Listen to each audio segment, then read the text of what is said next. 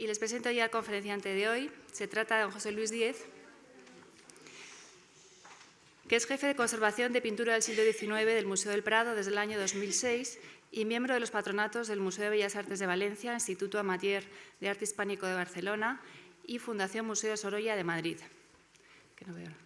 Con anterioridad y después de haberse doctorado en Historia del Arte por la Universidad Complutense de Madrid, con su tesis sobre Vicente López y haber accedido al Cuerpo Facultativo de Conservadores de Museos del Estado, ocupó el cargo de jefe de Departamento de Pintura y Escultura del siglo XIX y de subdirector general de conservación aquí en el Museo del Prado en diferentes épocas. Como saben, es uno de los máximos especialistas del periodo decimonónico, como lo demuestran las numerosas e importantes exposiciones y estudios que ha realizado a lo largo de su trayectoria, tanto aquí en el Prado como en otras destacadas instituciones. Mención especial merecen las últimas muestras en el Prado, la de Joaquín Sorolla, de un éxito rotundo de público, y el siglo XIX en el Museo del Prado, como comisariado junto a Javier Barón, y también la exposición Cánovas y la restauración en el Centro Cultural del Conde Duque en 1997, por la que recibió la encomienda de la Orden Civil de Alfonso X el Sabio. Yo, por último, quería agradecerle que esté otra vez aquí con nosotros. Ha colaborado en muchas ocasiones con la Fundación y recomendarles a todos, si no lo han visto todavía, que pasen a ver las nuevas salas de pintura del siglo XIX que han sido su responsabilidad. Gracias. Buenas tardes a todos. También quiero aprovechar el tenerles delante para desearles unas felices Navidades y agradecerles, por supuesto, su presencia aquí. Agradecer a la Fundación de Amigos del Museo del Prado que haya querido contar conmigo para formar parte de este curso, dirigido por el profesor Calvo Serrayer. Y en ese agradecimiento también en el pecado va la penitencia, ¿no? Puesto que mientras que la mayoría de mis egregios colegas que participan en el curso pues, han podido degustarse en temas muy concretos o en pintores únicos, realmente a mí me ha tocado el desafío, podríamos decir, que a mí los desafíos me gustan bastante, en mostrarles a ustedes un panorama de la pintura española, lo que sucede en la pintura española cortesana en el entorno de Goya. Es decir, siempre siendo uno de los periodos artísticos cortesanos más seductores y más variados y más fecundos, hablando de pintura estrictamente cortesana, yo creo que de toda la historia de la corona española, realmente esa sombra alargada de Goya siempre ha hecho, como siempre, que los pintores que trabajaron junto a él, los artistas, grandes maestros de la pintura que desarrollaron su trayectoria en el entorno de Goya, que trabajaron con él, que fueron respetados por él, que convivieron con él, que fueron familia suya, incluso hayan pasado para la historia del arte siempre sotto voce en un terreno mucho más cauto y mucho más modesto de consideración frente a los historiadores del arte. Por eso, como hoy vamos a tener que ver en esta clase todo el panorama de la pintura española cortesana en el entorno de Goya, y me voy a fijar, como ven ustedes en el título de la conferencia, estrictamente desde el año en que Goya llega a Madrid, 1775, hasta el año en que acaba el reinado de Carlos IV, en 1808, hemos de ver muchos artistas, hemos de ver muchas cosas y, por tanto, yo les ruego en este caso que sean misericordios conmigo y que piensen que alargaremos un poquito el tiempo de la conferencia simplemente para que ustedes vean de verdad un panorama general de estos artistas, entre otras cosas porque es muy difícil de ver, incluso en manuales de historia del arte, en catálogos de exposiciones, porque hay que empezar diciendo que este periodo de la historia del arte, aparte de Goya, dejando al lado, aparte siempre a Goya, ha sido muy poco tratado, por no decir maltratado, muy minusvalorado por la historiografía del arte y por la política de exposiciones. Hay que retrotraerse a la gran exposición que hizo en el año 32 don Enrique Lafuente Ferrari y antecedentes Coincidencias e influencias del arte de Goya, que luego publicó este libro que todavía es un manual para todos los que trabajamos en el arte de este periodo, por cierto, reeditado hace algunos años por la propia Fundación de Amigos del Museo del Prado. Esta exposición de 1930 y tantos, a esa le han sucedido muy pocas otras exposiciones dedicadas con envergadura, y con conocimiento y con rigor a la pintura española del siglo XVIII. Hay que decir que, como siempre, ha sido en el extranjero, ha sido en Indianápolis o ha sido en Mississippi y solamente de manera muy reciente la exposición que se hizo en el Palacio Real sobre Carlos IV, mecenas y coleccionista, pero que abarcó sobre todo otras facetas de su interés hacia las artes y la pintura solo en un grado pequeño, las que han puesto su ojo, han puesto su interés en este periodo del arte español. Del arte español, voluntariamente, lógicamente, solamente voy a proyectarles a ustedes obras de artistas españoles y también voluntariamente no vamos a ver obras de Goya, puesto que ustedes van a tener no una, sino varias conferencias que van a hablar de él y solamente de manera muy puntual 2 o 3 imágenes que nos sirvan de mera referencia. La conferencia la vamos a dividir en 2 partes, realmente porque es en el periodo cortesano, en el reinado de Carlos III, sobre todo cuando se desarrolla una de las campañas, una de las empresas artísticas cortesanas más importantes que se han hecho nunca aquí en España, en la historia de la corona española, como digo, y una de las más importantes en su tiempo en el panorama europeo. Son programas y empresas colectivas en las que muchos artistas al servicio de la corte se ponen en marcha para crear esa nueva imagen que Carlos III quiere crear de la corte cuando él llega después de su maravillosa y querida Nápoles a Madrid y se encuentra con lo que se encuentra. Realmente el periodo del reinado de Carlos III es en ese sentido sin duda ninguna el más destacado, lógicamente como artista ilustrado, y también por una decisión fundamental que este monarca tiene frente a sus antecesores borbones en la corte, en que él, apoyado por supuesto en su gran bastión, que es su primer pintor de cámara, Antonio Rafael Mengs, tomará la gran decisión de hacer responsabilizar o hacer recaer estos grandes proyectos decorativos en artistas españoles, en artistas que han tenido una sólida formación académica en las nuevas enseñanzas académicas propugnadas por Mengs en las disciplinas de historia del arte, artistas que tienen, como digo, un gran conocimiento de oficio, una extraordinaria mano, una muy especial preparación en algo que cuando hablamos de pintura decorativa, siempre hablamos, o la gente habla, o se escribe en los manuales de una manera un tanto peyorativa, ¿no? Como si fuera una disciplina o una dedicación menos valiosa o menos válida que otro tipo de pintura. La pintura decorativa, muy al contrario, requiere unas destrezas y unas capacidades muy especiales por parte de los artistas. Requiere, por supuesto, un extraordinario oficio, un manejo extraordinario del oficio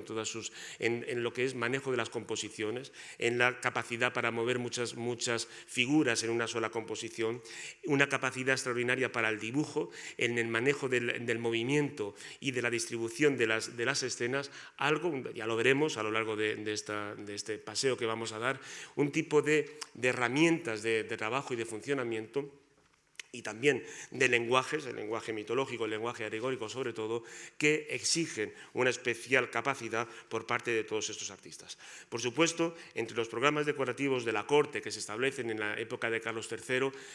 fundamental es la decoración de los palacios reales, y todos estos artistas que tienen esta tan sólida formación académica, una de las disciplinas, una de las herramientas fundamentales para su desarrollo como artistas y para su trabajo diario será el manejo del dibujo. Estos artistas, todos los que vamos a ver, serán extraordinarios dibujantes, muchas veces mejor capacitados, incluso se puede decir en algunos casos, para el dibujo que para la pintura, pero es tan fecunda la cantidad de dibujos en este método académico que les exige estudiar una a una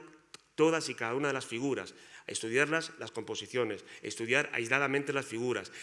estudiar cada parte de las figuras, las manos, las cabezas, las expresiones, hace que de todos ellos tengamos una enorme cantidad de dibujos. Aquí en el Prado de los grandes maestros tenemos unas grandes cantidades, colecciones de dibujos. Por supuesto, este curso está enraizado en las propias colecciones del Prado y ellas van a ser un poco el paseo fundamental que demos en esta conferencia, y también será este modo de trabajar hará posible en que en este momento realmente eclosione lo que podríamos llamar el fenómeno del bocetismo, si me permiten ustedes esta palabra, es decir, todo este método en que exige un estudio pormenorizado de las composiciones llenas de figuras, también exige un estudio de la distribución del color y de la luz y sobre todo un estudio de la composición terminada para presentar al cliente, al comitente, antes de su aprobación definitiva. Eso hace que de todos estos artistas y de todas estas composiciones tengamos una enorme cantidad de bocetos que han generado también un tipo de coleccionismo aquí en España, en el escaso coleccionismo que hay de pintura del 18 en España, es un tipo de coleccionismo muy especial, muy exquisito, muy refinado, como lo son también estos propios bocetos. Sin más, vamos a dar un repaso a estos grandes proyectos decorativos que se inician o que se llevan a cabo durante el reinado de Carlos III y que seguirá luego su hijo Carlos IV, y lo primero que nos encontramos y que nos viene a la cabeza,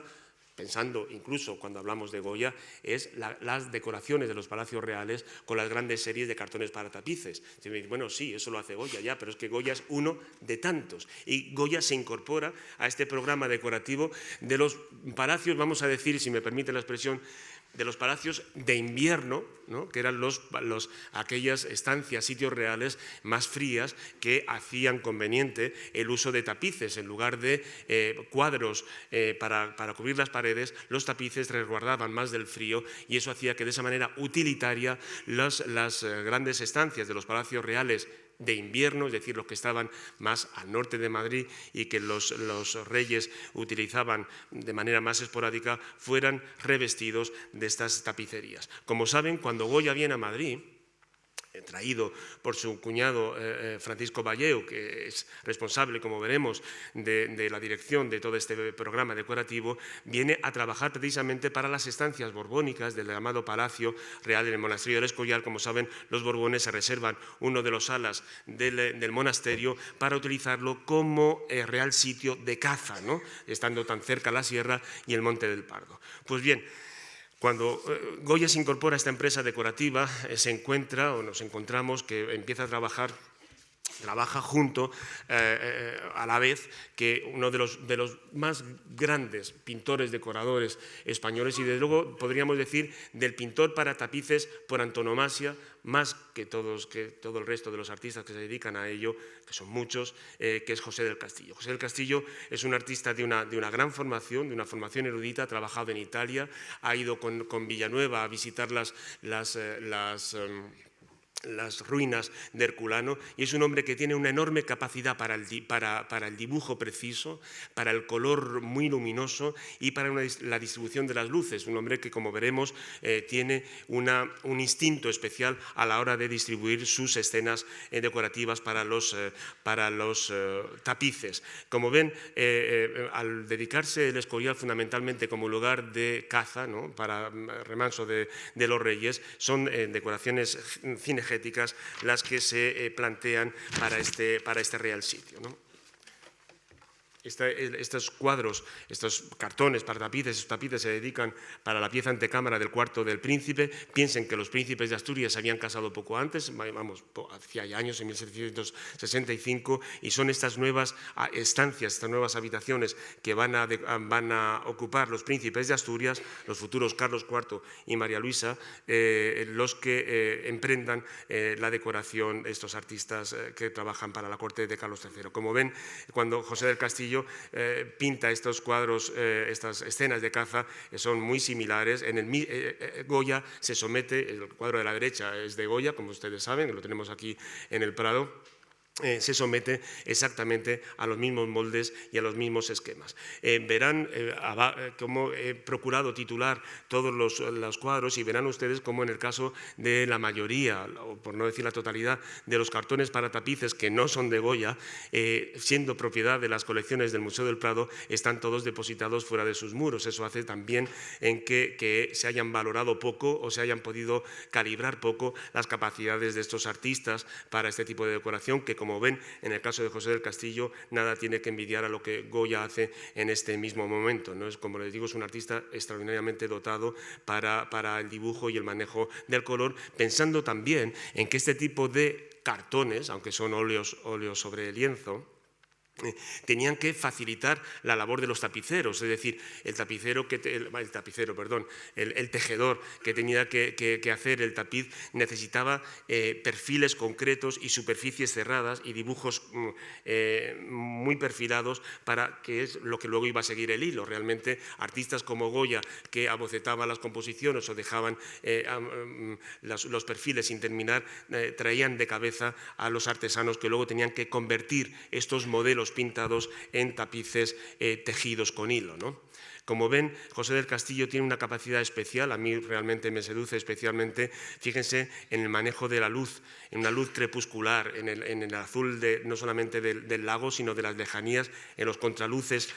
con que sitúa las figuras en el espacio y en las propias actitudes de los personajes, ¿no? Incluso es tan elegante a la hora de componer que incluso en escenas o en cartones mucho más, digamos, inocuos, porque ni siquiera tienen argumento, como es esta naturaleza muerta, qué elegante es componiendo, ¿no? Teniendo que, esto es una decoración para una sobrepuerta, saben ustedes que había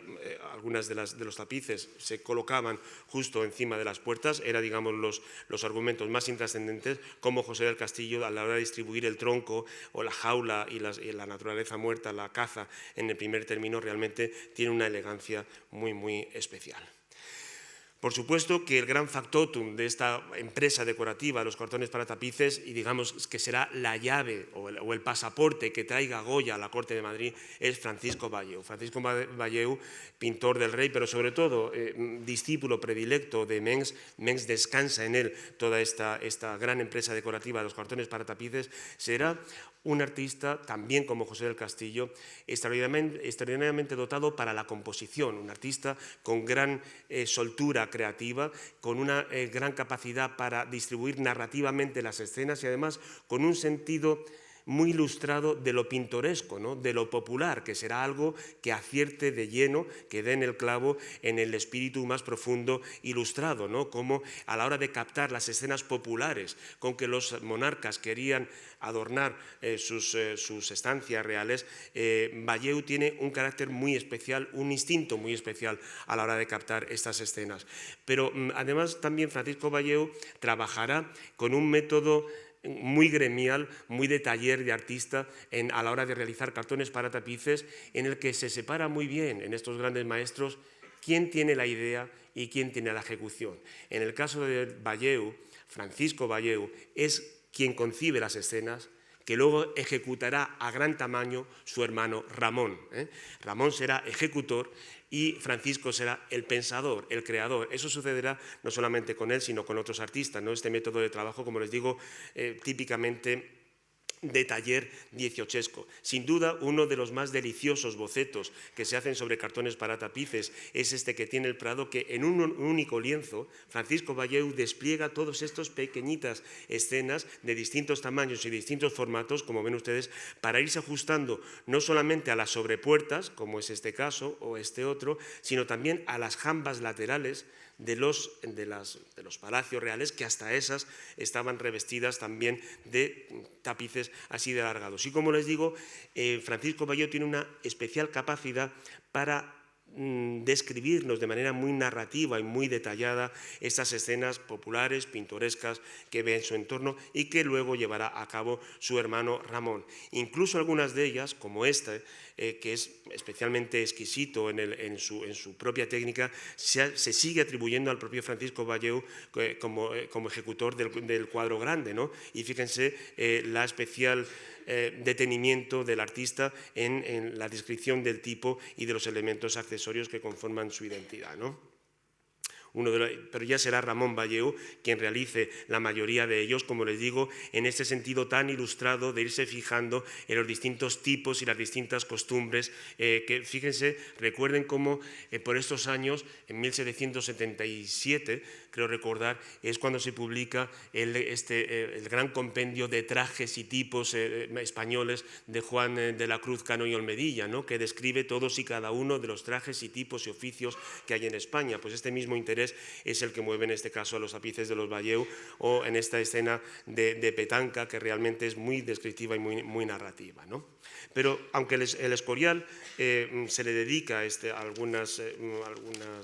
estancias a su decoración en forma de tapices, será sin duda el Palacio Real del Pardo el que concite el esfuerzo de Carlos III y también de todos los pintores de su corte a su decoración interior. No solo en cartones para tapices, no solo en tapicerías, aunque sí de manera muy fundamental. Para el Palacio Real del Pardo, Goya, como ustedes saben muy bien, pintará sus series de cartones para tapices más conocidas, más famosas, y también para esta misma estancia serán otros grandes artistas los que realicen sus obras mejores en cuanto a cartones para tapices se refiere. Quizá la pieza de representación más importante, o una de las más, digo, de representación pública más importante que se realiza, que se decora en este momento, es la pieza de comer de Carlos III en el Palacio del Pardo. ¿Por qué? ¿Por qué, siendo la pieza de comer es la pieza de representación más importante? Porque si ustedes recuerdan, si ya les han hablado de Paret, o les van a hablar de Paret dentro de unos días, recuerden cómo uno de los cuadros más conocidos de Paret es Carlos III comiendo ante su corte. Realmente era un espacio de epifanía real, ¿no?, en que el rey se muestra en este acto de comer con sus cortesanos. Incluso en el cuadro de Paret, recuerden cómo pueden ver cómo el techo está en esta estancia, suponemos que imaginaria, de un palacio real, el techo decorado con escenas alegóricas y las paredes decoradas con tapices, ¿no? Pues este mismo uso era el que tenía esta pieza de comer de Carlos III en el Palacio Real del Pardo, y fíjense cómo aquí está claramente dividido, si me permiten ustedes la expresión, igual que en los templos, ¿no?, el espacio sobrenatural que se dedican a los héroes, a los dioses, a las alegorías, a las mitologías, en la parte superior decorando el techo, donde son grandes alegorías de los personajes mitológicos de la antigüedad, en una técnica mucho más perenne, absolutamente perenne y persistente, como es el fresco, mientras que en las paredes, en los laterales, en un soporte mucho más portátil, si ustedes me lo permiten, como es un tapiz que se puede cambiar y quitar de sitio. Entre otras cosas, hoy la mayoría de los tapices no están en los sitios para los que fueron ejecutados. Realmente es donde se desarrollan estas escenas pintorescas de ese pueblo para el que los reyes gobernaban, pero a los que querían contemplar desde la seguridad de sus palacios reales. ¿Me entiende? Ese de gobernar todo para el pueblo, pero sin el pueblo, y esa imitación de las costumbres populares, en que cuando el rey estaba comiendo aquí, quería ver cómo se divertían sus súbditos en los toros, cómo se trabajaba en la cocina o cómo se bailaba a orillas del Manzanares, ¿no? Todo eso en esta pieza del comer del Pardo. Esta estancia será decorada por los Valleu, por supuesto por Francisco Valleu, el importante pintor de cámara, pintando en el techo una alegoría de la monarquía española protegiendo las bellas artes, que será un mensaje subliminal, no subliminal, sino muy claro, ideológico, político, que subyacerá en la gran mayoría de los frescos que se pinten durante el reinado de Carlos III, ¿no? La protección a las artes, la protección al progreso, no deja de ser un mensaje claramente ilustrado, mientras que en las paredes, por bocetos de Francisco Valleu, su hermano Ramón desarrollará escenas típicamente populares, pero con un pintoresquismo muy popular, muy distinto del que vamos a ver en José del Castillo, y los Valleu se fijan mucho en caseríos abigarrados, en fondos escenográficos con mucho desarrollo urbano, que mostrará, como les digo, las escenas más pintorescas del Madrid de su tiempo. Le traigo, entre otros, entre todos los que les podría traer, les traigo es muy curioso porque es uno de los pocos cartones para tapices que quedaban en colección particular y que se salieron al comercio en Madrid en este verano, de Ramón Valleu, y que realmente es uno quizá de los más personales de Ramón Valleu, que siempre tiene que estar sometido a su hermano Francisco, pero que en este caso, a la vez que nos muestra cómo eran las vajillas de las cocinas del último cuarto del siglo XVIII, realmente nos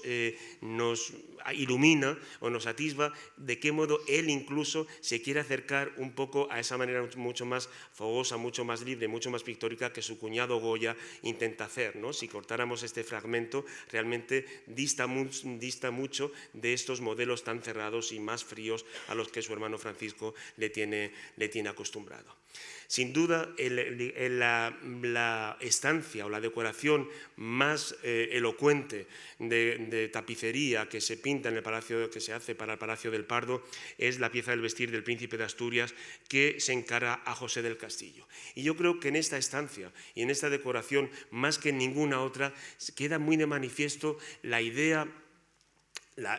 teórica, por lo menos, que tenían estos artistas de pretender convertir los muros de palacio, las paredes de palacio, casi en muros transparentes, ¿no? Desde que el rey, los cortesanos, en el interior de la estancia real, pudieran prolongar el espacio, pudieran prolongar el horizonte y ver desde este interior lo que sucede en la corte de su entorno. Eso, ¿cómo lo consigue José del Castillo? Mientras que hemos visto que Francisco Valleu era mucho más partidario de las construcciones de escenografía muy cerradas, con arquitecturas, José del Castillo establece composiciones con figuras muy a ras, salvo el zócalo, lógicamente, muy a la altura del paseante o del visitante de esta propia estancia, muy a altura humana, con horizontes muy bajos y con grandes cielos muy diáfanos. Eso hace que nos creamos más esa especie de trampantojo o de trompe-l'œil de pensar que lo que está sucediendo detrás de nosotros es algo real, ¿no? Siempre va con la cortapisa de tener que someterse a las superficies de una estancia, entre otras cosas, llena de puertas o llenas de ventanas que nos obligan a cortar las composiciones, ¿no? Como les digo, José del Castillo, esta es una de las sobrepuertas, pero incluso en estas sobrepuertas, que son las más anecdóticas o las menos profundas en su desarrollo, José del Castillo muestra toda su habilidad. Fíjense en este caso cómo el modelado de la luz en este busto que está a contraluz justo de espaldas a nosotros. Esa sensación realmente de un dibujo colgado, pintado en un papel, dibujado en un papel y colgado con unas pinzas ahí en una cuerda, o incluso cómo modela las figuras en el espacio con esta cosa jocosa y pintoresca del muchacho que quiere hacer saltar al gato por encima de sus manos, ¿no? Como les digo, estas escenas siempre mucho más, si me lo permiten, más cortesanas, más aristocráticas, más distinguidas que las de los Valleu. En este caso está mostrando a nobles o a cortesanos paseando por los jardines del Buen Retiro junto a las tapias del Caballo de Bronce. El Caballo de Bronce no es otro que la estatua ecuestre de Felipe IV, que, como saben, estaba en el siglo XVIII al lado del Casón del Buen Retiro, que es lo que ven ustedes aquí. Y aquí ven el Caballo de Bronce, la estatua de Felipe IV, ¿no? Pues realmente todos estos cartones para tapices, aparte de enseñarnos, de mostrarnos una pintura de gran calidad, por supuesto que con ellos se puede reproducir exactamente los tipos, costumbres y modas cortesanas del siglo XVIII, porque fíjense con qué detalle en la descripción de las indumentarias están realizadas todas las figuras, ¿no? Este es especialmente bello también, ¿no? Los paseantes junto al estanque grande del Buen Retiro, el estanque que conocemos ahora, paseantes junto a las fuentes de las damas. Todos son con un interés. Además, siempre cuando hablamos de Goya, y siempre nos gusta hablar de ese doble sentido de sus composiciones, de esa ironía o de ese especial interés del artista por las escenas galantes o escenas con una doble significación, vean que eso es algo común en la ideología y la cultura de todos estos artistas. En algo tan inocente como esta escena, bellísima por otra parte, a mí me lo parece, por lo sencilla que es, ¿no? De este matrimonio que está comprándole a su hijo un bollo a esta vendedora al lado de la fuente de la planta de San Vicente. Vean cómo el marido está aprovechando que la mujer está comprando el bollo a su hijo para coquetear con las dos majas que pasean por detrás. Es decir, el coqueteo, el majismo, las escenas galantes, eso es algo que forma parte común en la cultura de este momento. Sin duda, el más espectacular cartón para tapiz que hace José del Castillo para esta estancia es este, que mide 7 metros y pico, y que realmente el Museo de Historia, que ustedes dirán cuál es el museo municipal de toda la vida, que ahora con las nuevas modas, ahora le llaman Museo de Historia. Todos esos cartones están depositados allí, y quizá en este, como les digo, se explicita más que en otro esta sensación panorámica, ¿no?, o de friso sin solución de continuidad con que los artistas querían convertir las paredes de los palacios reales. Aquí fíjense cómo es una ermita de San Isidro, una romería de San Isidro, pero desplegada en 7 metros y pico de pintura. Incluso José del Castillo, que como les digo había tenido esta formación erudita en Italia y había mostrado un especial interés por la pintura pompeyana, por las decoraciones etruscas, las decoraciones pompeyanas, los nuevos descubrimientos de Pompeya y Herculano, también tuvo una especialísima habilidad en la decoración de grutescos y de candelieri, como ven ustedes aquí. Esta es una imagen real de los tapices que todavía hoy ornan el tocador de la princesa de Asturias en el Palacio Real del Pardo, para la que José del Castillo también diseñó todas estas escenas. Este incluso lo tenemos aquí en el propio Prado. Vean como en el caso de los Valleu es un modo muy diferente, es un tipo de escenas mucho más pintorescas, más populares en el sentido estricto de la palabra, y como aquí vemos muy bien la diferencia entre los exquisitos bocetos de Francisco Valleu, delicado con las figuras, refinado en el uso del color para dar la gradación de la sensación de profundidad, en el refinamiento de los propios personajes, en su gesticulación, ¿no?, narrativa, y como Ramón se vuelve mucho más conciso, mucho más cerrado a la hora de hacer las obras definitivas. Cuando Francisco, fíjense cómo despliega en este gran boceto horizontal esta vista del puente del Canal de Madrid, y luego como su hermano, esto en dimensiones mucho más grandes, lo convierte en algo sin duda más rígido. Incluso en bocetos como este, que Francisco desarrolla con una amplitud escenográfica mucho más panorámica, se ven cerradas y ajustadas mucho más concisa cuando su hermano Valleu lo lleva al trabajo definitivo. Quizá, indudablemente, es cuando Ramón Valleu pinta escenas con muy pocas figuras, con una o dos figuras, cuando realmente se degusta mucho más en las calidades y adquiere mucha más altura como pintor. Digamos, la otra facción, si lo podemos llamar de esta manera, que existe en la corte de Carlos III frente a los Valleu, a Francisco y a su hermano Ramón,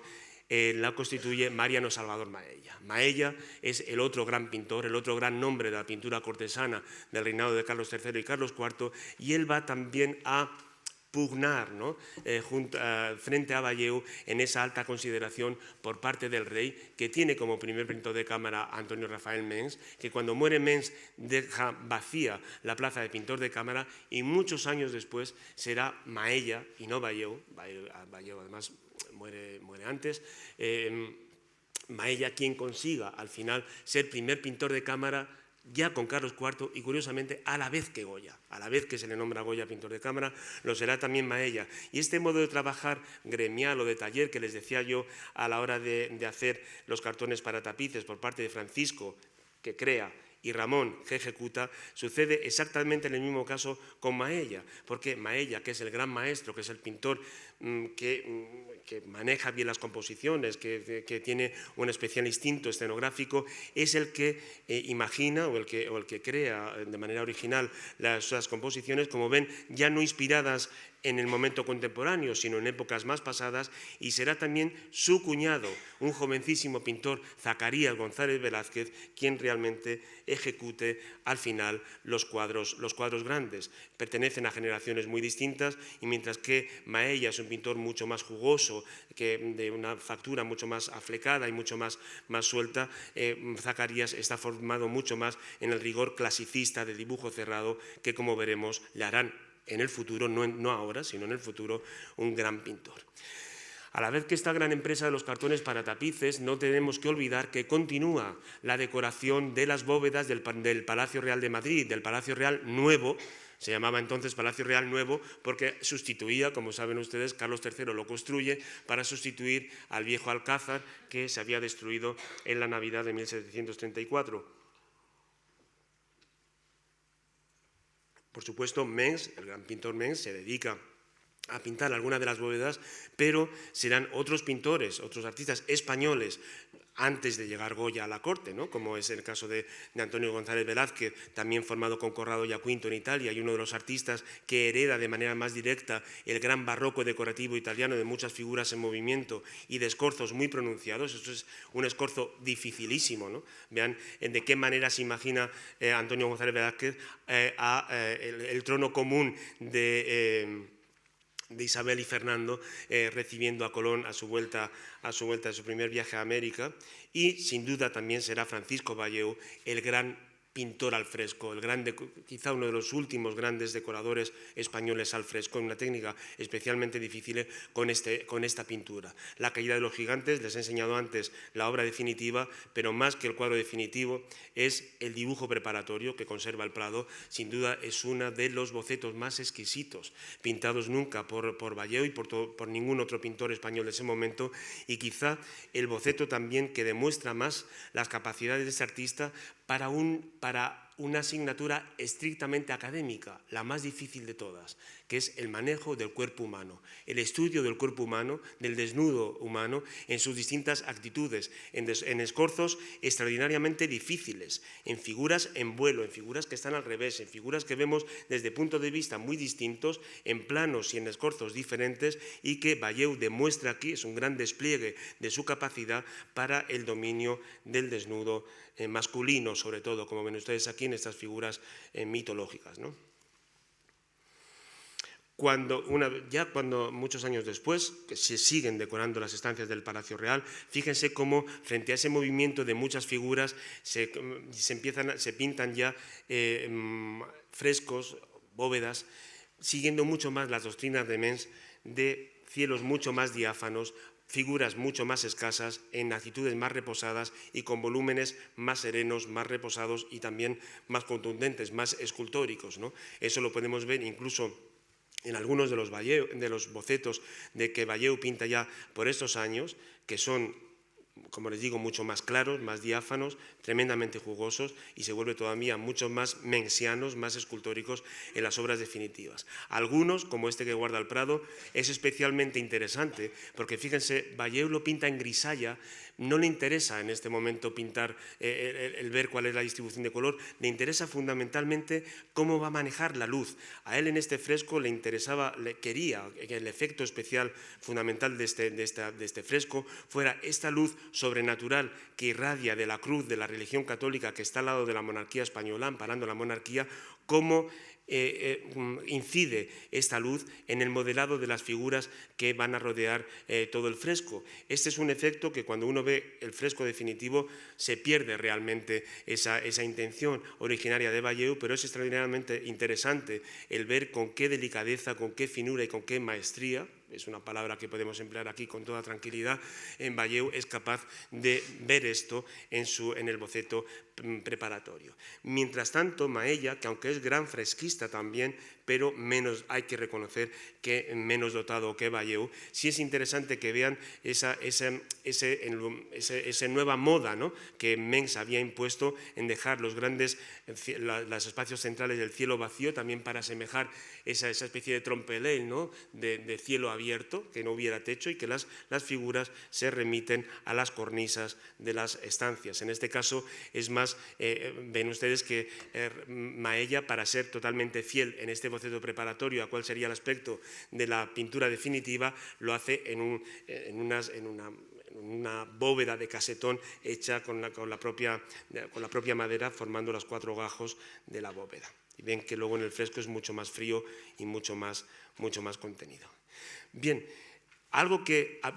uno no recapacita mucho, no se repara mucho cuando se habla de pintura cortesana en la época de Carlos III, pero que es uno de los proyectos decorativos religiosos más importantes de este momento es la decoración del claustro de la Catedral de Toledo. Como saben, la Catedral de Toledo tenía una vinculación muy especial desde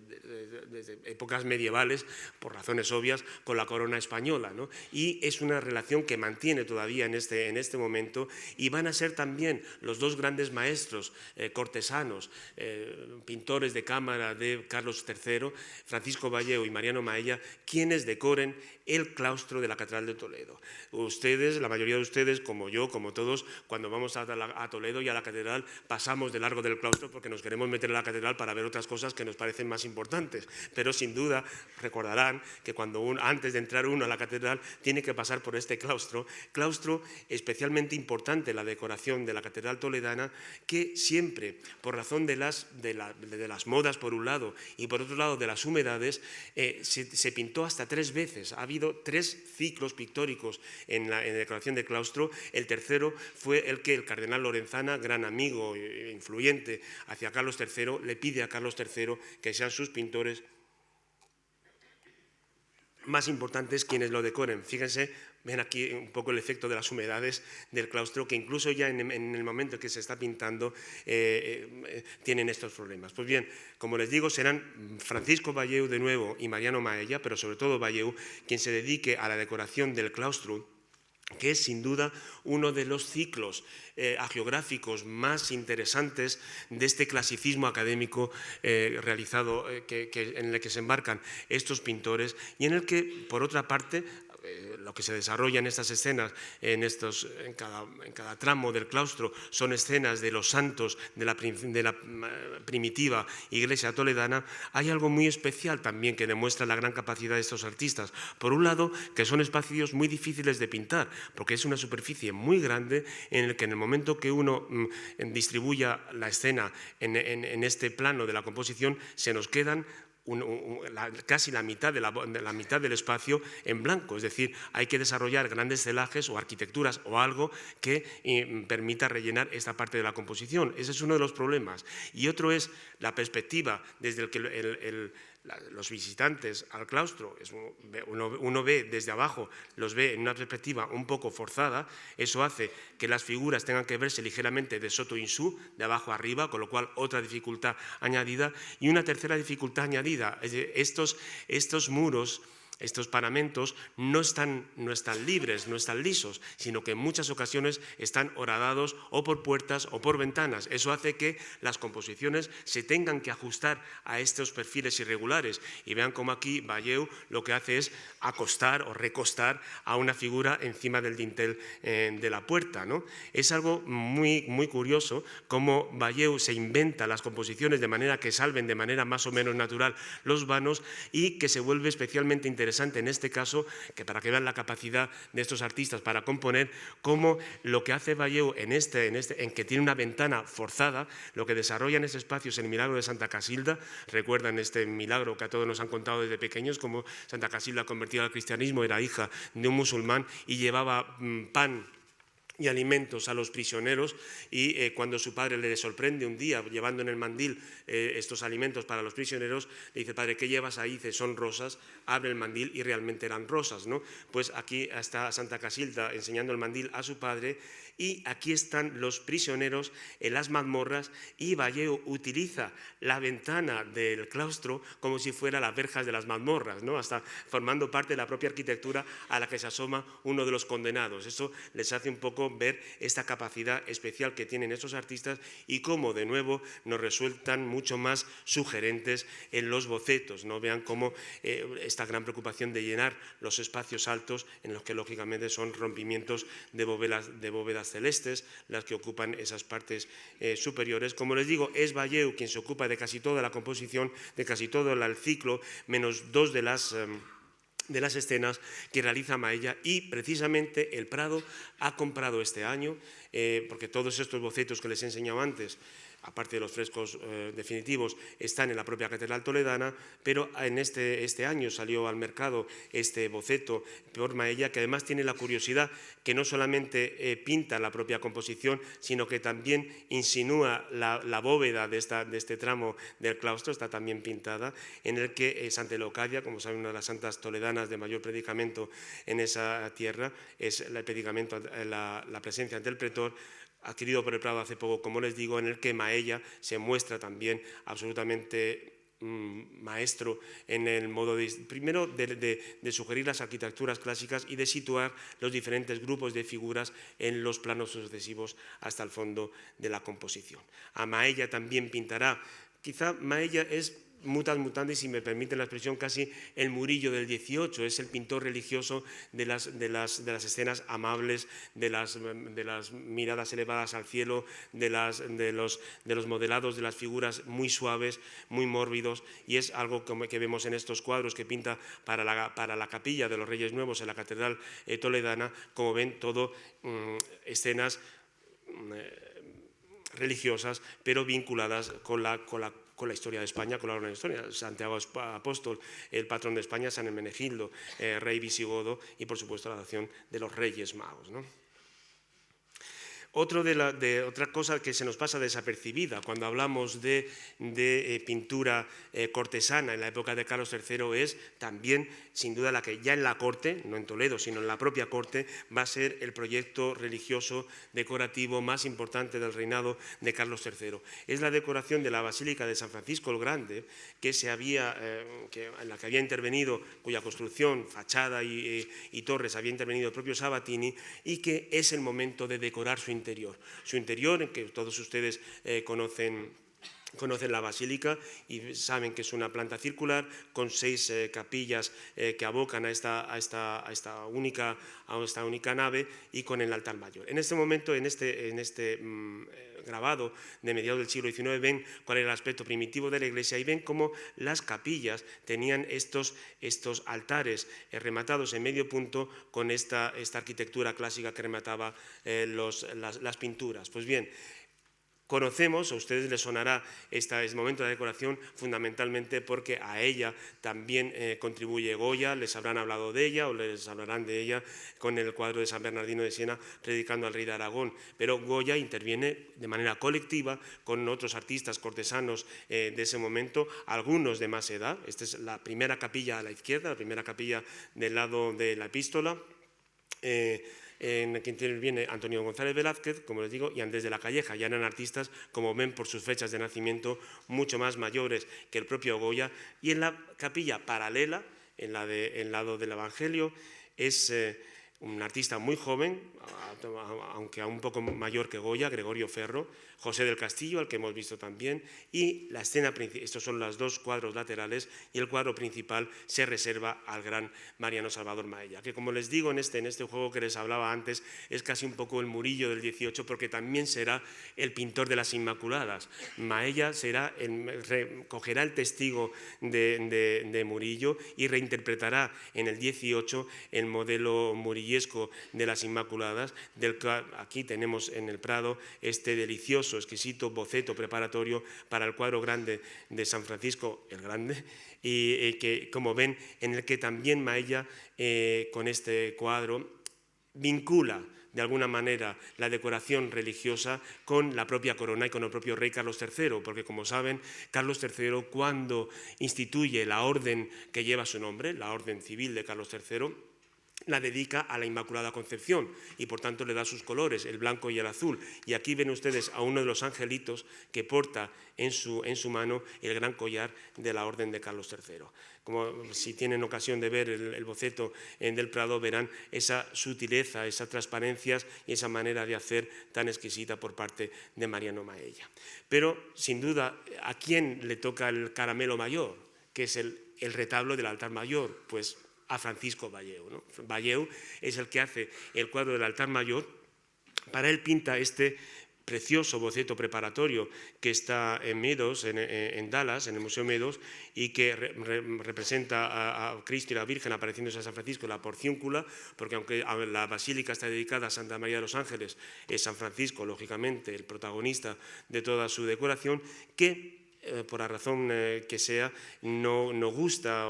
este primer boceto, esta primera composición, y Valleu tiene que hacer otro, que es el que finalmente se lleve al cuadro definitivo. Cuadro definitivo que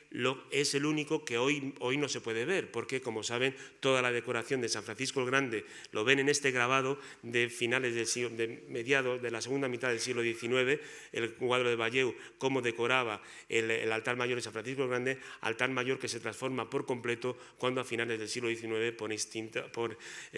iniciativa de Cánovas del Castillo, se renueva toda la decoración de San Francisco el Grande, convirtiéndose en el gran templo de la restauración borbónica. Pues bien, para este mismo templo, y es algo que no se ve, y es una parte de las colecciones del Prado dieciochescas muy interesantes, no solo los grandes pintores de cámara, sino estos pintores, vamos a decir, menos importantes o que estaban en la recámara, en la segunda fila, en el requerimiento del monarca, pintan una serie de más de 30 lienzos con la vida de San Francisco de Asís, ¿no? En esta serie, para el claustro de San Francisco el Grande, intervendrán artistas extraordinariamente interesantes porque van a desarrollar luego, muchos de ellos, otros no, carreras individuales de enorme interés. Les pongo ejemplos entre los 30 y tantos, 33, creo que son los cuadros finalmente que se pintan, pues cuadros como este de Camarón, José Camarón, en que realmente no deja de asomar ese regusto tan rococó, como veremos luego, de sus figuras aristocráticas. Manuel de la Cruz, artista que veremos luego también, que despliega en este cuadro una especial habilidad, digamos, en el movimiento de las alas o de la vela en la tempestad, o Antonio Carnicero, que en cuadros de la serie se muestra asombrosamente hábil en la pintura de animales. Casi si viéramos este cuadro fragmentado solo en las aves, creeríamos que estaríamos hablando de un pintor flamenco, ¿no? Y Antonio Carnicero, un artista que, como veremos, se conoce no muy bien, realmente aquí se muestra muy hábil en la pintura de animales, o en este otro cuadro, en una de las disciplinas artísticas o pictóricas también más difíciles de resolver, el manejo de la luz nocturna o de la luz sobrenatural, en el que aquí hace alarde Carnicero, la luz sobrenatural que sale del niño Jesús irradia hasta al rostro de su madre, o la luz de luna que sale por detrás. Realmente es un alarde en el manejo de la luz el que pretende hacer aquí Antonio Carnicero, o el jovencísimo Zacarías González Velázquez, que es finalmente, por ser el más joven y por ser el más digamos, el menos considerado, entonces es al quien se encargan, también por menos precio, la mayor parte del resto de los cuadros de esta serie de la vida de San Francisco, también ya mucho más contenido y mucho más sujeto a los rigores del clasicismo académico, hasta el punto en que, fíjense, en esta visión de San Francisco de Asís, tanto Domingo de Guzmán, como Cristo realmente parece un Júpiter, ¿no?, lanzando sus rayos. Porque les pongo a la derecha el fragmento del boceto de Valleu de Júpiter, de la caída de los gigantes, y aquí lo que antes era Juno, aquí ahora es la Virgen María, ¿no? Realmente es un tipo, sí, porque saben que son dos modelos iconográficos que se trasladan de manera muy automática, sobre todo en alguien tan formado en los rigores clásicos como es Zacarías. Ya en el reinado de Carlos IV se aborda en el Palacio Real de Aranjuez una de las empresas decorativas más importantes, en este caso también sometido, circunscrito al ámbito devocional, a la pintura religiosa, a los espacios de devoción del monarca. Es en este momento cuando se pinta la capilla del Palacio Real y que se encarga a Francisco Valleu. Y aquí ven ustedes,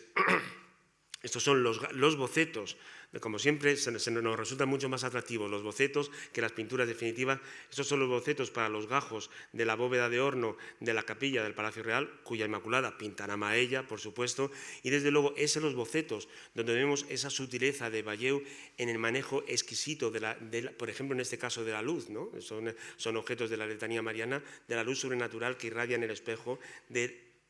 esos toques, estos brillos muy sutiles del pincel en las alas, o este modo de modelar los personajes en sombra. Realmente, en una cosa tan sencilla o tan simple como es dos ángeles, un simple gajo que apenas se van a ver en la decoración, vean hasta qué modo artistas como Valleu saben destilar toda su maestría. Incluso es muy sorprendente cómo la capacidad de estos artistas para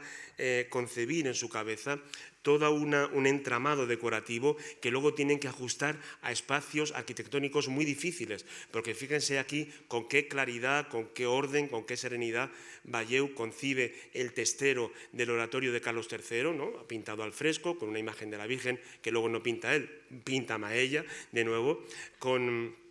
Salomón y con San Juan en Patmos, hablando de la Virgen. Bien, pues esto que de una manera está tan clara, diseñado por Francisco Valleu, luego tiene que encajarse en este espacio. Es este espacio realmente que, como ven, tuerce aquí, es un espacio muy recóndito, con una bóveda también que rompe la arquitectura para hacer ese ejercicio tan barroco, ¿no? de trompe-l'œil, y cuyo espacio anterior también será decorado por Francisco Valleu con dos escenas muy bellas, muy delicadas, como son la adoración de los reyes y la adoración de los pastores, cuyos bocetos preparatorios salieron hace muy poco, hace unos años en el mercado, y que realmente demuestran esa habilidad de Valleu para el manejo, para la ambientación de la luz de las escenas a partir de la luz sobrenatural que sale del cuerpo del niño Jesús, ¿no? Algo que se vuelve luego mucho más rotundo y más contundente, muy Mengs. Véanlo, por ejemplo, en esta figura, los propios ángeles, cuando pinta las figuras grandes, cuando las pinta al fresco. Finalmente, dentro de las estancias reales, el palacio, que tendrá un interés decorativo ya más personal por parte del propio rey Carlos IV, será la casita del labrador, ¿no? La casa del labrador es una casa en el extremo de los jardines de Aranjuez, cuya ornato, cuya arquitectura encarga a Isidro González Velázquez, que va a ser el gran... Recuerden que hace muy poco se ha hecho una exposición sobre este grandísimo arquitecto, y que Isidro González Velázquez era cuñado de Maella. Por tanto, como ven, todo queda en casa. Por tanto, las bóvedas las pinta Maella, y también las pinta, como no podía ser de otra manera, el propio hermano de Isidro González Velázquez, Zacarías González Velázquez, ¿no? Aquí es la propia familia la que organiza toda la decoración, y vean, mientras que Maella habla todavía un lenguaje plenamente barroco, figuras en movimiento, figuras en vuelo, con una forma un poco inquietante y con mucho frenesí a la hora de distribuir las figuras. En el caso de Zacarías es algo ya mucho más reposado, mucho más sereno, asumiendo un neoclasicismo o un academicismo clasicista sin salir de España, ¿no? Algo que a él le pone muy en valor en la España de su tiempo. Vean cómo cuando Zacarías tiene que pintar algunas escenas como esta de paisaje, de grandes paisajes diáfanos, paisajes de fórmula, paisajes de estudio que tienen que ver, se vinculan mucho con la decoración de papeles pintados francesa del siglo XVIII, con los paisajes de Vernet. Y lo más interesante que hace Zacarías en esta decoración de este palacete de la casa del labrador es la decoración de una escalera muy angosta que tiene la casa, un edificio pequeño, para dar la sensación de amplitud arquitectónica y romper esa sensación angosta de estrechez de sus paramentos, lo que idea Zacarías junto con su hermano, con Isidro González Velázquez, es hacer pintar una arquitectura fingida, de esa especie de estoa, con unas barandillas a la que se asoman unos personajes contemporáneos, haciendo en el techo también, pintando como si fuera un piso superior con ventanas, ¿no? Es, digamos, la utilización de la arquitectura fingida más elocuente o más creativa por parte de Zacarías González Velázquez con estos personajes contemporáneos. También para la Casa del Labrador, Carlos IV dedica una atención especial a este gabinete de platino, ¿no? que se hace alrededor de 1800, lo hacen broncistas franceses, y cuya decoración de pinturas encarga a Girodet, ¿no? con escenas de las estaciones del año. Pero, por las razones que fueran, finalmente las figuras de Girodet no gustan a Carlos IV, y es entonces cuando Carlos IV encarga la redecoración pictórica de esta estancia ni más ni menos que a Maella, quien pinta, como ven aquí, las estaciones del año que tenemos en el Prado. Eran cuadros que hasta hace muy poco no se sabía. Se sabía que procedían de las colecciones reales, pero no para dónde habían sido pintados, y es para esta estancia, para el gabinete de Platino, para que las pinta Maella, además haciendo una curiosa mix, una curiosa mezcla entre un lenguaje claramente alegórico procedente del mundo clásico con un lenguaje estrictamente contemporáneo, como es en la figura del invierno, que son dos ancianos en que se calientan al fuego cuando fuera está nevando, ¿no? Al lado de esta figura alegórica que representa la primavera, ¿no? Finalmente, hoy lo pueden ver otra vez en Aranjuez con los cuadros de Girodet. Una de las decoraciones más limpias y más serenas que pinta Zacarías para la casita del labrador de Aranjuez, cuyos bocetos, como les digo, acaban siendo más interesantes o más atractivos que las obras definitivas, también es esta serie cíclica de las horas del día. Ven aquí el amanecer, el mediodía, la noche, a la vez que las estaciones del año, la primavera, verano, otoño e invierno,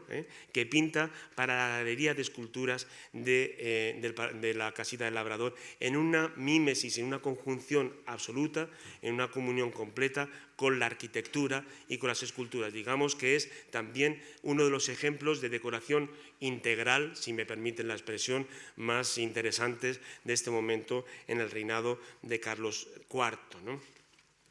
En cuanto a empresas decorativas del reino, no podemos olvidar una iniciativa netamente ilustrada que surge en la época de Carlos III, que seguirán Carlos IV, pero que también continuará en los reinados de Fernando VII e Isabel II, como es el encargo a los pintores de cámara de series de cuadros, de series de pintura que recojan, que reúnan los distintos aspectos de las riquezas del reino. Ya les han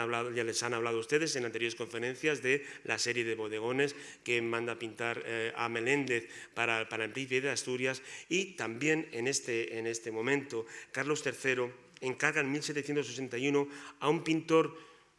poco conocido, pero que se especializa absolutamente en este trabajo, Mariano Sánchez, una serie de vistas de caminos, puertos, bahías, islas y arsenales del reino para el gabinete de marinas del Príncipe de Asturias, del futuro Carlos IV, es decir, un despliegue de las obras públicas, que es una de las grandes apuestas del despotismo ilustrado del reinado de Carlos III, las grandes obras públicas, las grandes construcciones que se hacen durante su reinado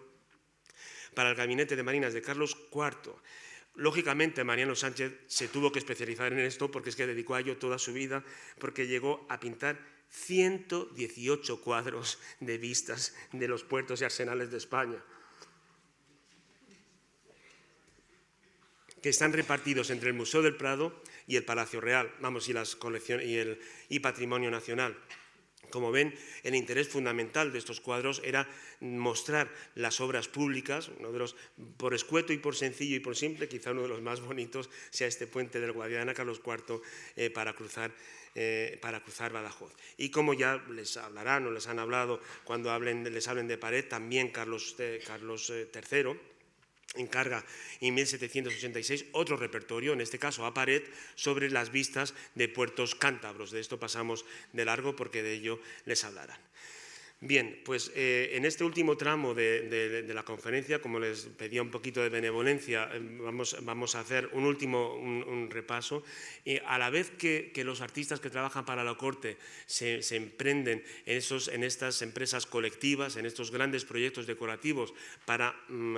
un poco limpiar o cambiar por completo la imagen cortesana, tanto los espacios públicos civiles, como son los palacios reales, como los espacios religiosos, como hemos dicho, despuntan en este momento. Muchos de estos artistas se dedican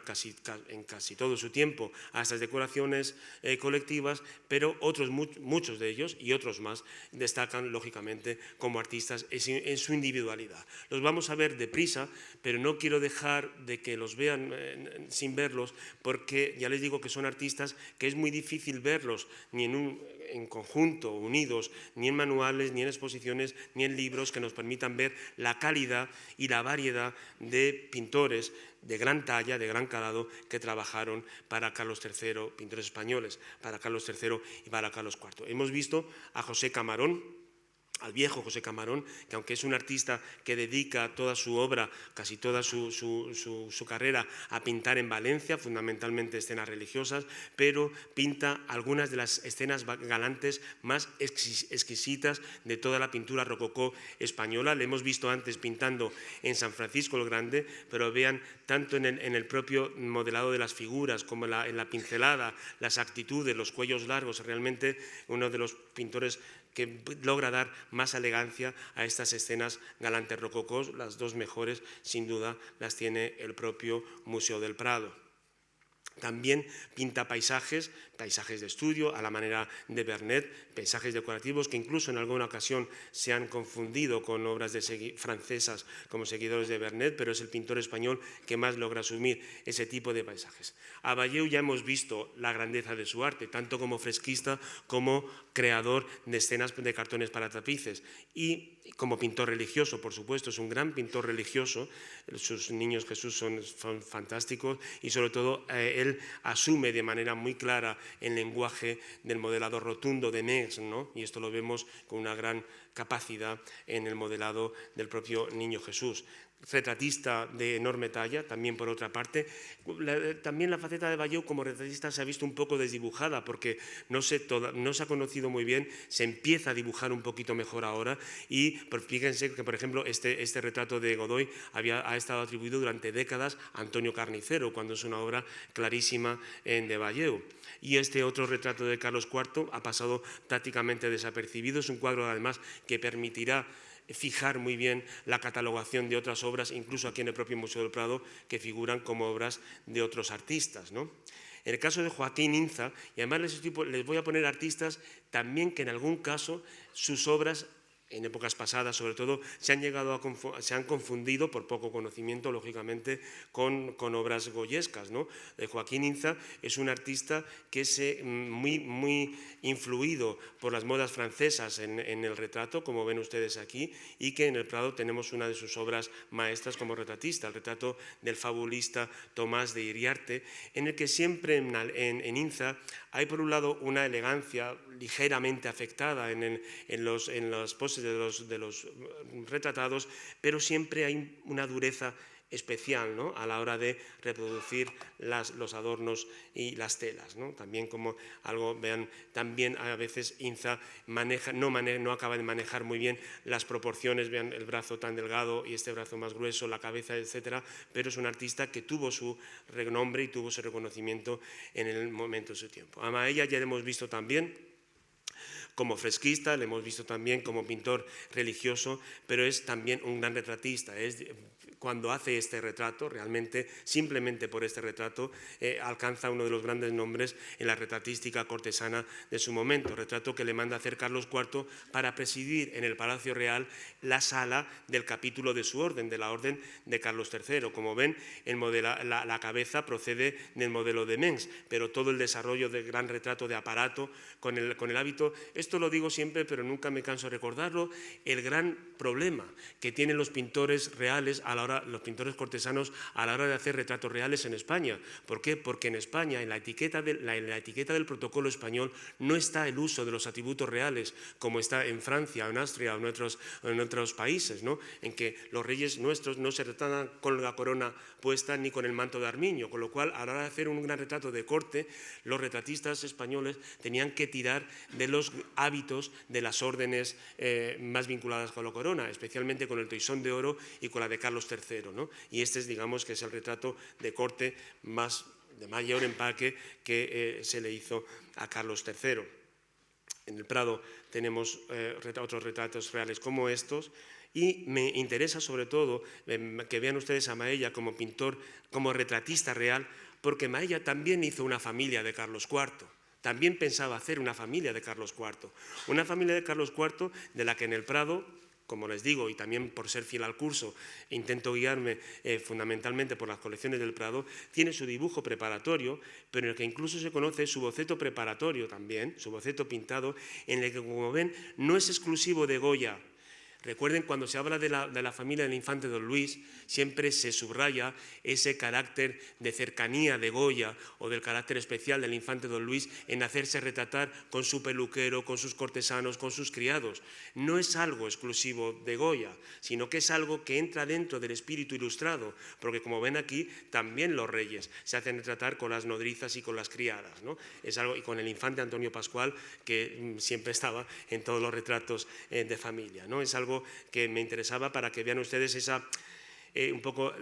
seguir el hilo de los retratos colectivos de la familia real. Maella es un gran pintor religioso, como hemos visto, en ese clasicismo académico en el que trabaja, y es el pintor, como les decía antes, de las Inmaculadas. Si les pongo la cabeza de esta Inmaculada que pinta en Aranjuez y vean la exquisita, cómo maneja los recursos devocionales, como Murillo había hecho en el 17, y permítanme, salvando todas las distancias, pero las facciones tan delicadas, tan breves, la cabeza redondeada, los ojos muy grandes, vueltos al cielo, con el brillo de los lagrimales, es decir, son recursos pictóricos que solamente un gran maestro sabe manejar, como en este caso Maella. Y en algunos casos, como les digo, son más interesantes los bocetos pequeños, los bocetos preparatorios, que los cuadros grandes, puesto que ven que aquí, incluso, para que vean esa intención de decoración global, cuando se presenta el boceto se presenta no en un lienzo suelto, sino se presenta con el modelo arquitectónico del retablo en el que tenía que insertarse. Un pintor, la verdad, con muy poca capacidad, pero que tuvo un gran predicamento en su momento, porque fue protegido del conde de Floridablanca, es José Fols de Cardona, valenciano, que pinta varias obras para el conde de Floridablanca, y que también les he traído, primero porque hace cosas tan sutiles, ¿no?, como este retrato de Godoy. Es una iconografía de Godoy que jamás nos lo hubiéramos imaginado, teniendo en la cabeza lo que tenemos de Godoy, pero realmente es capaz de hacer estos retratos tan finos, y luego hacer este enorme familia de Carlos IV, también aquí en el Prado, pero de una manera mucho más. Es un cuadro que mide 5 metros de largo, pueden imaginar, y vean el estado en que está. Realmente en algún momento habrá que abordar su restauración, aunque en la conciencia de que va a ser un cuadro muy malo, pero que hay que, fíjense de qué manera tan torpe ha situado las figuras en el espacio, en esta arquitectura, que hasta la perspectiva está complicada, ¿no?, y luego con un desarrollo realmente muy poco afortunado, pero sí es interesante un poco, como les digo, para seguir ese hilo conductor de los retratos colectivos de la familia real, o este retrato del general Urrutia, que no lo quiero comparar con el retrato de Goya que tenemos en el Prado por razones obvias, pero para que vean también que es un artista que también estos artistas, como en este caso menor, tuvo su predicamento cuando era protegido por algún personaje noble del entorno cortesano. De Paret obviamente no les hablo, porque ya les hablarán a ustedes en el curso, pero sí de Antonio Carnicero. Vamos a ver rápido. Antonio Carnicero desgraciadamente ha tenido mala suerte, porque es un artista que se conocía mal de tiempo, al que recientemente se le han dedicado algunos estudios, pero que no han acabado de aclarar realmente cuál es su identidad, mezclando cosas de otros artistas. Es decir, es un artista al que falta por depurar en su calidad que la tiene, e interés que lo tiene, y mucho, porque fíjense, cuando pinta cuadros religiosos, engarza de manera muy directa con los modelos de la pintura madrileña del siglo XVII. Es un artista muy dotado, ya lo vemos aquí, lo hemos visto pintando para San Francisco el Grande. Cuando hace retratos reales, son retratos muy secos, muy embarados, pero con un gran interés iconográfico, porque fíjense qué raro es ver a Carlos IV vestido con armadura y con manto de armiño. Recuerda lo que les decía, ¿no?, que es muy difícil encontrar retratos reales con estos atributos de la realeza. Y vean en retratos de la reina María Luisa, es un retrato que está atribuido a Paret, un retrato cuya imagen me ha costado mucho trabajo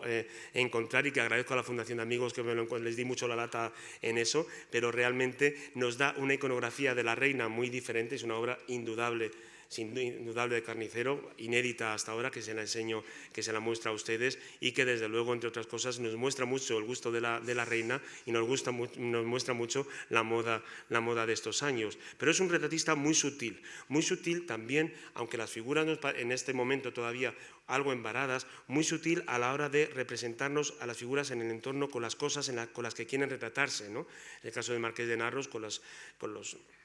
globos terráqueos, con los libros, con las flores en el suelo, los planos, o en este caso de la marquesa Ariza con su hija, de su marido muerto y con el hijo señalando hacia el busto del padre, o en retratos tan exquisitos como este. De un caballero de la Orden de Carlos III que, fíjense, o sea, a Carnicero le conocemos, recuerden, por los dibujos y los grabados del Real Picadero, ¿no? Pero realmente es un pintor que en tamaños de casa, de tener en casa, de tamaños de gabinete, sabe manejarse con una delicadeza y con un extraordinario virtuosismo a la hora de reproducir las figuras. Eso pasa incluso en retratos como este, en que fíjense el detalle del perro, no sé cuál es esta raza, ¿no? Y de la teja y los instrumentos del confesor de Fernando VII, como saben fue un personaje, o a la hora de hacer miniaturas, ¿no? Miniaturas muy exquisitas y de una extraordinaria calidad, como en este caso. También pintó a Godoy, ya en otro aspecto distinto al que le hemos visto antes en la Academia de San Fernando. Saben que la Academia de San Fernando tiene el repertorio de retratos de Godoy más importante que existe por la especial vinculación de Godoy con esta institución. Y también, este es un cuadro de toda la vida atribuido a Carnicero y que seguramente será suyo, pero es un cuadro que, como les digo, falta hacerle un estudio profundo, ¿no? Un cuadro que procede de la testamentaría del infante don Gabriel, un cuadro que parece ser que representa un experimento que se hizo con un globo aerostático bajo los auspicios del propio infante don Gabriel por el francés Bouclé el 5 de junio de 1784 en Aranjuez, y que si uno analiza un poco las figuras, realmente son figuras casi que parecen incluso hasta en su indumentaria muy poco españolas, ¿no? Son figuras un poco, y realmente falta un estudio, pero es un cuadro en cualquier caso espectacular, tan espectacular como estas alegorías que hace Carnicero basándose en grabados franceses, realmente muy exquisitas, ¿no? A la hora de demostrar la luz, el manejo de la luz natural. En no nos podemos olvidar de otros artistas que se dedican a géneros académicamente considerados entonces menores, pero que también exigen una gran habilidad, como es el caso del pintor de flores Benito Espinós. Benito Espinós, valenciano, como saben, en Valencia hay una especial tradición en la pintura de flores, entre otras cosas por las fábricas de sederías, ¿no? En las ropas, en las telas, los pintores que se dedicaban a diseñar flores. Benito Espinós regala varios bodegones a Carlos IV,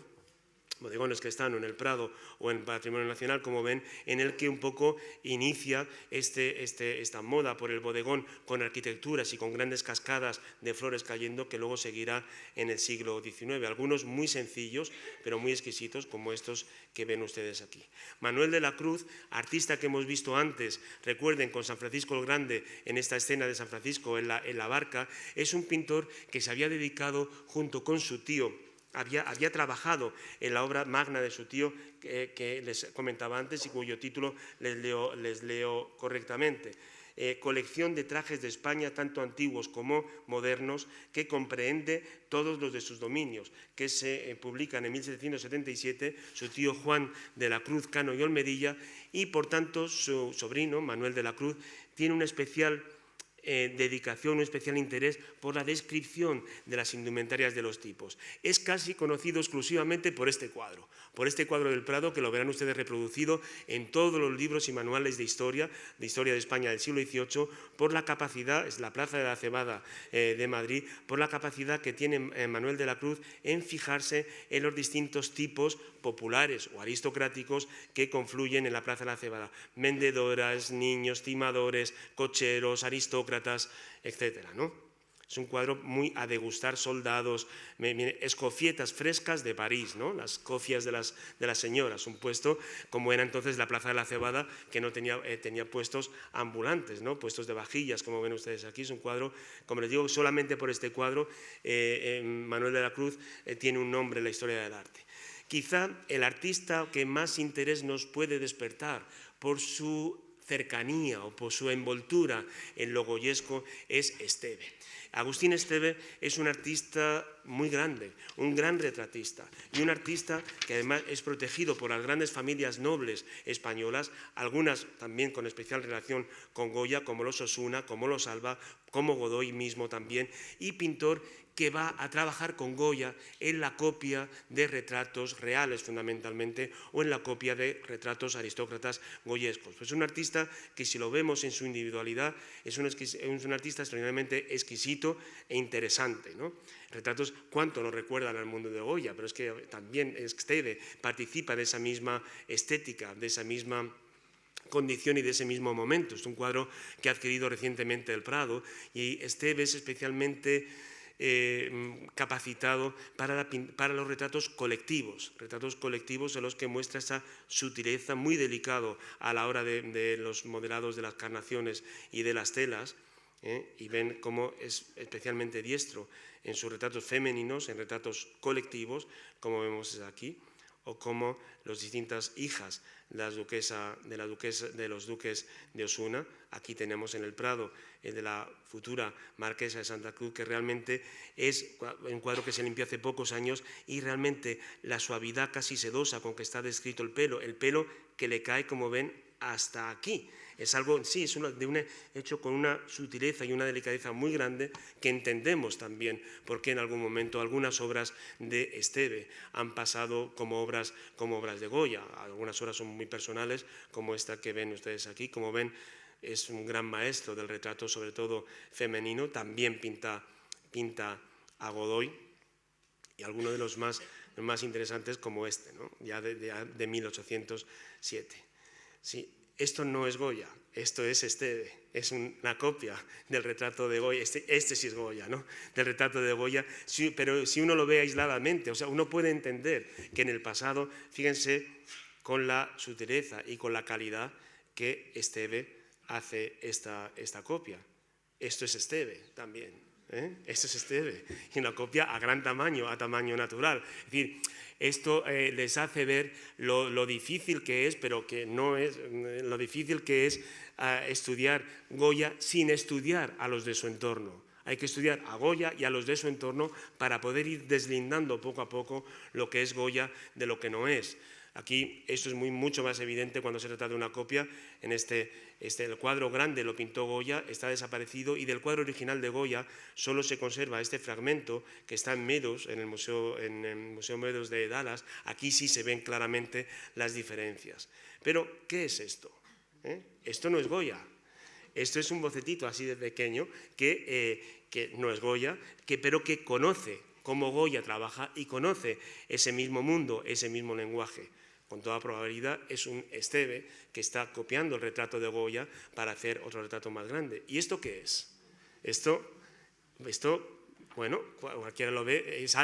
no es alguien que copia a Goya, es alguien que bebe de su mismo mundo, de su mismo lenguaje. Vemos claramente que Goya no es, pero vemos que no es un imitador. Es decir, Esteve hizo más cosas que pintar retratos. Por tanto, vean que el universo goyesco se nos hace muy, muy difícil en el momento que nos acercamos a él. Son obras de una gran calidad, son obras de esa misma delicia dieciochesca que tienen los bocetos pequeñitos de Goya. Son obras que no son Goya, pero son obras que están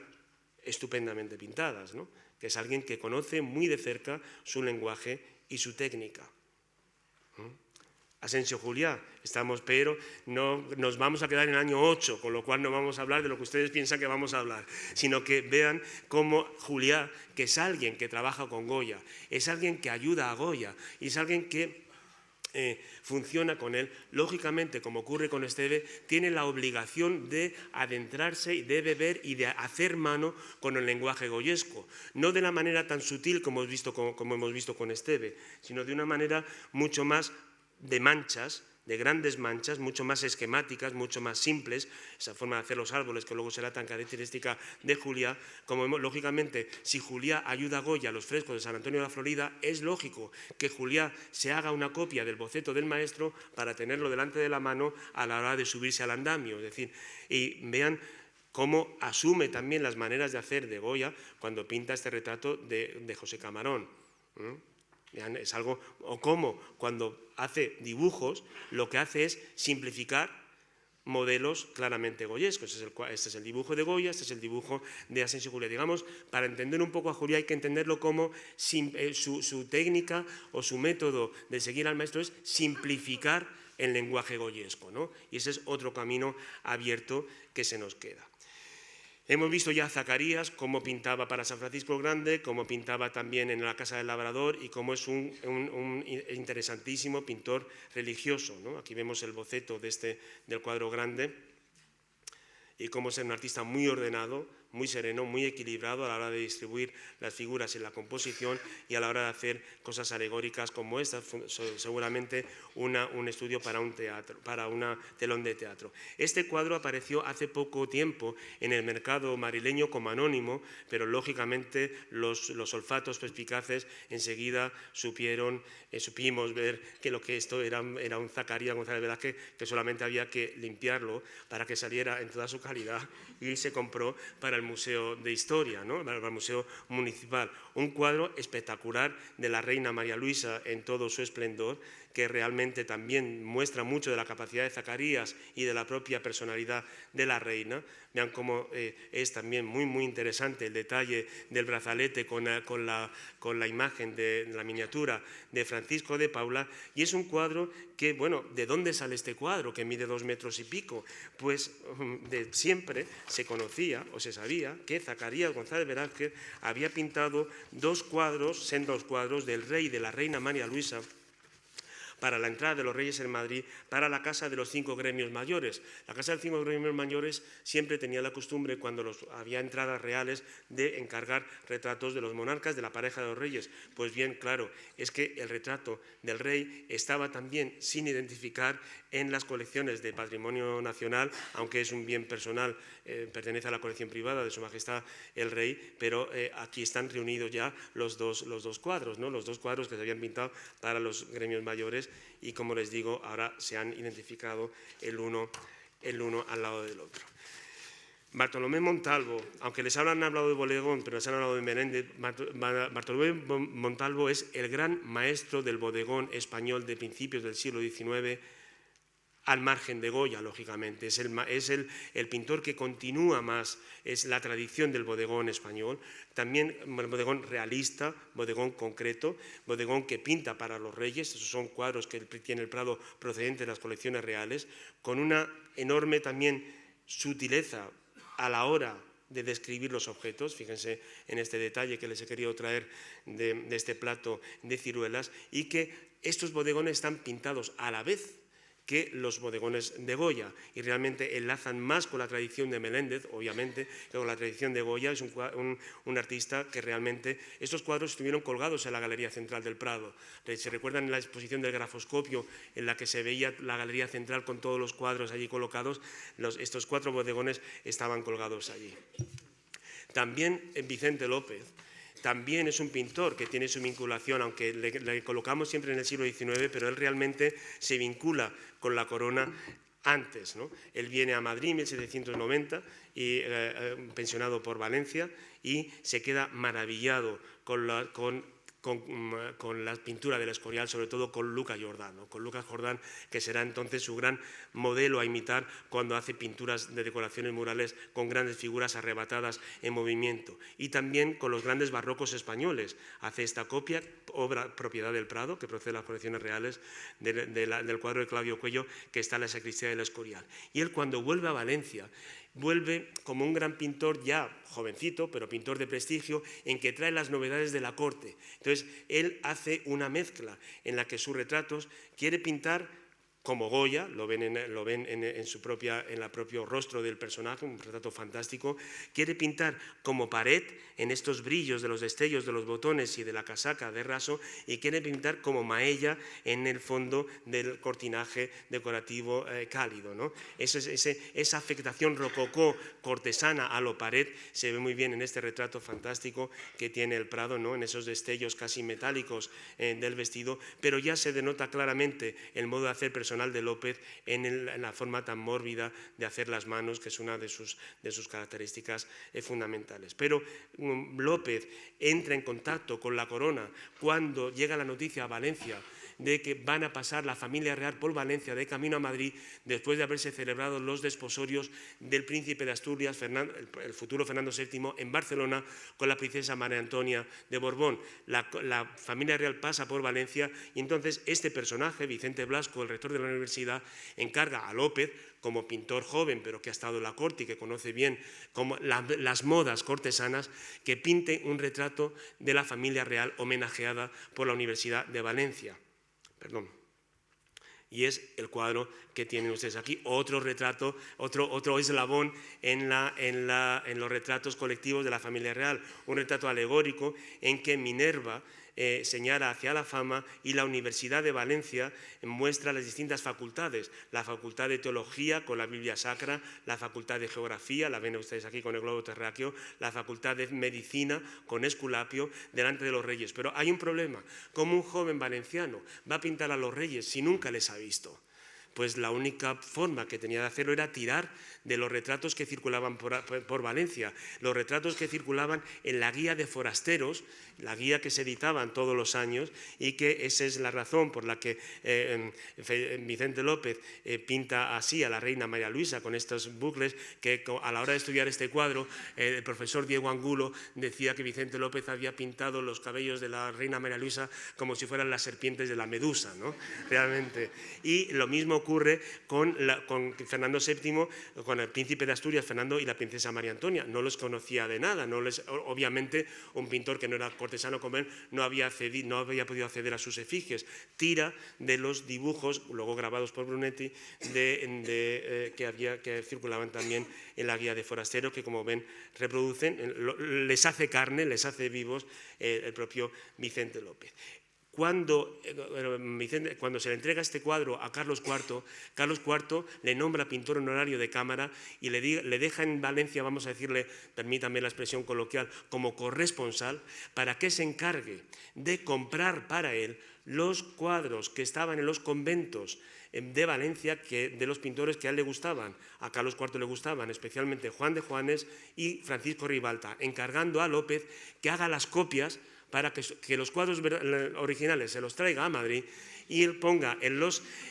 conventos las copias. Y esta es la copia que Vicente López hace del San Francisco, que hoy por fortuna tenemos, gracias a eso hoy los tenemos en el Prado. La última cena de Juan de Juanes y este cuadro de Francisco Ribalta están en el Prado, comprados por Vicente López para el rey Carlos IV y copiados por López para colocarlos en el Palacio Real. Y para terminar, ya he abusado bastante de su paciencia, no podía dejar de entrar dentro del siglo XIX, porque fíjense, Carlos IV, artista, que es rey, monarca, se dice pocas veces, Carlos IV tuvo la clarividencia también de, en los últimos años de su reinado, pensionar, becar, como hoy diríamos, a los artistas jóvenes, inquietos, que querían ver las novedades, las vanguardias, las modas de esto nuevo que estaba viniendo de Francia, de este arte neoclásico que un tal David estaba haciendo en Francia, que estaba tomando carta de identidad de la Francia napoleónica y que para un jovencito que quería ser artista en este momento era lo más novedoso, lo más vanguardista y lo más moderno. Pues bien, Carlos IV pensiona a jóvenes artistas que viajan a París a estudiar directamente con el gran maestro David, con el gran maestro del neoclasicismo, a artistas como José Aparicio, que pinta esta Athalie y Joás, que se presenta en el Salón de París de 1804 y que tuvo el honor, digámoslo así, de estar colgado en el estudio de David en la misma pared que el Rat, es decir, eso para un artista joven español, que un gran maestro francés le reconociera de esa manera, era algo tremendamente especial. Como el jovencísimo José de Madrazo, que también pinta en París este cuadro que manda a Carlos IV como aprovechamiento de su pensión y que tienen ustedes en las nuevas salas del siglo XIX, y vean cómo es una interpretación a lo neoclásico de un argumento religioso, o como el igualmente joven Juan Antonio Rivera, que también junto con Madrazo, junto con Aparicio, está en el estudio de David, y en este caso el honor que le hace David es que cuando Juan Antonio Rivera presenta este cuadro a David, a su maestro, David hace un hueco entre el resto de sus discípulos y se abrazó a Juan Antonio Rivera. Digamos que ese es el rango de mayor distinción que se le podía hacer. Aunque les parezca mentira, estos cuadros fueron enviados por los artistas a Madrid, a Palacio, y el rey los colgó en Palacio. Fíjense dónde. Esta es una reconstrucción de cuando Quilié, un viajero, viaja a la corte de Madrid en 1808 y el propio Goya le acompaña por las distintas estancias del Palacio Real para que vea las distintas colecciones reales. Quilié luego hace una descripción minuciosa de todas y cada uno de los cuadros que había en las estancias que más le llamaron la atención. Y fíjense cómo el cuadro de Madrazo y el cuadro de Juan Antonio Rivera colgaban. Parece ser, según los estudios, según las investigaciones que hizo al respecto José Luis Sancho, en este momento, cuando Goya enseña a Quilié el Palacio Real, cuelga junto a la familia de Carlos IV, o como la Talía y Joás de José Aparicio cuelga al lado, nada más y nada menos que el cuadro de San Antonio Abad y de Velázquez, ¿no? Realmente, con esto, con este pie que hemos puesto ya en el siglo XIX y en esta puerta abierta al nuevo arte, al arte moderno, que es el arte neoclásico en esa estancia, creo que de manera muy condensada y de manera muy paciente también para ustedes les he podido dar un abanico, una muestra de lo que supone la pintura española en las cortes de Carlos III y Carlos IV. Muchas gracias.